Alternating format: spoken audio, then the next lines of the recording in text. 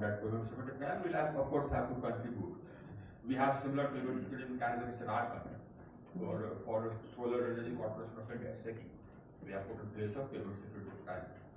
So that works, and nobody has had occasion to draw from it because the bills are paid, but it's there and it gives a confidence to the investor. So similarly, we need such mechanisms in other developing countries where we want investments to flow. Ultimately, investments will have to flow because it's beyond any country's own budget to set up the huge capacities required by themselves. The private sector investment is required. So that's why this fund is critical. And G20 declaration.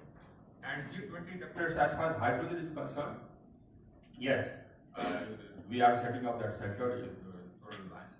At the same time, our country has emerged as a major sort of force in green hydrogen, because we already have about 5.8 million tons of green hydrogen capacity being set up in different corners of our country.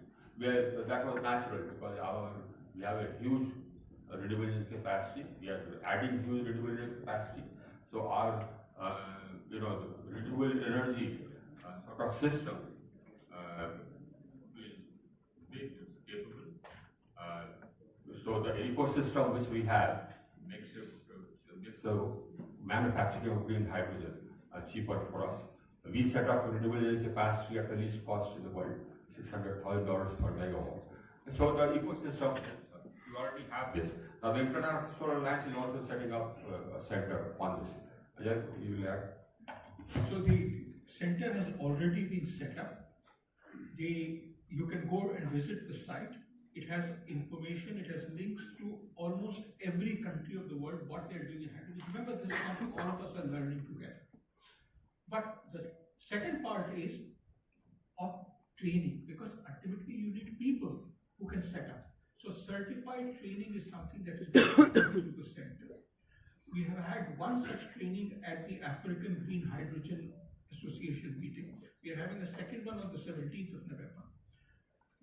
There's a third part which is not yet in place but is being put in place, and that is a matchmaking between green hydrogen developers on the one side and green hydrogen funders on the other side. But hopefully by the end of next month, before the COP, we will get that working as well. We can take two more questions and then. Basically, for green hydrogen, the two things which are essential. We must understand where we are at as humankind, as Homo sapiens, as they say. One, of course, is the renewable energy. Now, the renewable energy ecosystem is in place, and in most countries it's in place. And the efficiencies are increasing. So, the efficiency of solar modules have gone up to 24%, 25%. So, the ecosystem for renewable energy is in place. The other is electrolyzers. Now, electrolyzer manufacturing capacity is very limited. Not limited, it's very limited. So, that we have added. And we are adding to that capacity. We have floated a bid for setting up manufacturing capacities for electrolyzers in our country. We have production link incentive. So anybody comes and sets up capacity for manufacturing electrolyzers, we'll give them an incentive per unit sold. And we believe that other countries are also expanding their manufacturing capacities. Right now, the electrolyzer manufacturing capacity is very good, very good. So that's one problem which the world, which we have to solve. There is another route. This is a green hydrogen. There is another route, and that route is clean hydrogen. Now, clean hydrogen you make from natural gas by taking out carbon dioxide from that. Of course, the downside is that for every kilogram of clean hydrogen, you release 11 kilograms of carbon dioxide. So you need mechanisms to capture that 11 kilograms and sequester it or use it somewhere else. So with CCUS, clean hydrogen will be possible. Now CCUS has been tried out and is being tried out. And so we have had successful pilots around the world. We've also had a successful pilot in our country. So CCUS is another thing, provided you sequester it safely so that it does not leak back out. So that is an assurance which the planet will need. I mean, humankind, Homo sapiens, all of us will need that confidence that if you sequester CO2, it doesn't go back out. So there are these two routes. So it's actually green and clean. Now, the preponderance of preference is for green hydrogen. That's what I have noticed. Most of the queries which we are getting, and we are signing agreements with a number of countries, is for green hydrogen. Hello, am I audible? So I'm Luda Bello from Bloomberg News, and I was wondering, during the G20, countries came together. Am I audible? Yeah. Yeah, during the G20, there was a lot of conversation around an alternative alliance of countries that can offer an option alternative to the BRI in China. So it's a trade alliance and also an energy alliance. I was wondering how the ISA plans for expansion and India's plans for a global grid feature into this plan for expansion, and could they provide an alternative to China's energy dominance with a specific focus towards the Middle East?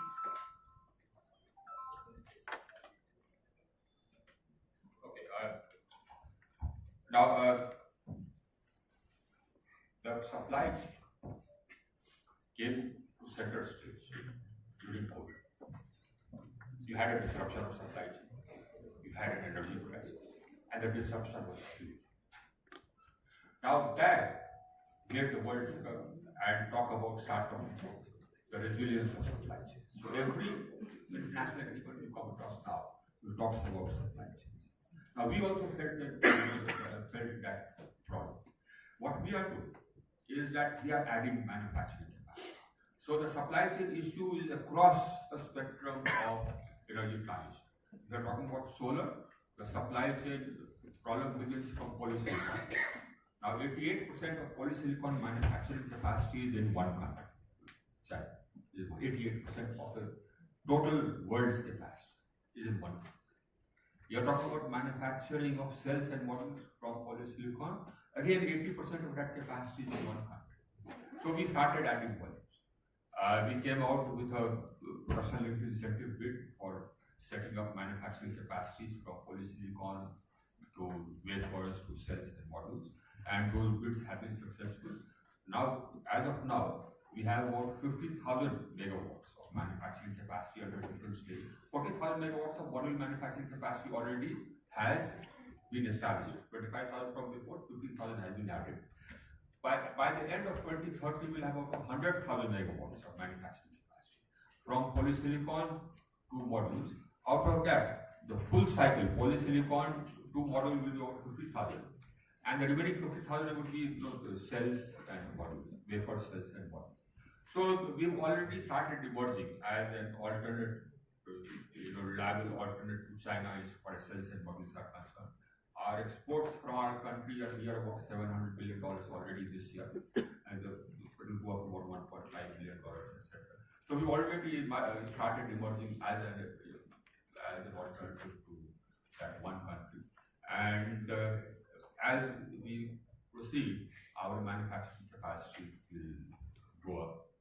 Actually, what made us do this was that we had a smaller manufacturing capacity. Then after that, we had dumping. So we felt the need to protect our industry. So we put safeguard tariffs. That didn't work. So we put tariffs. The tariffs are huge. 40% for what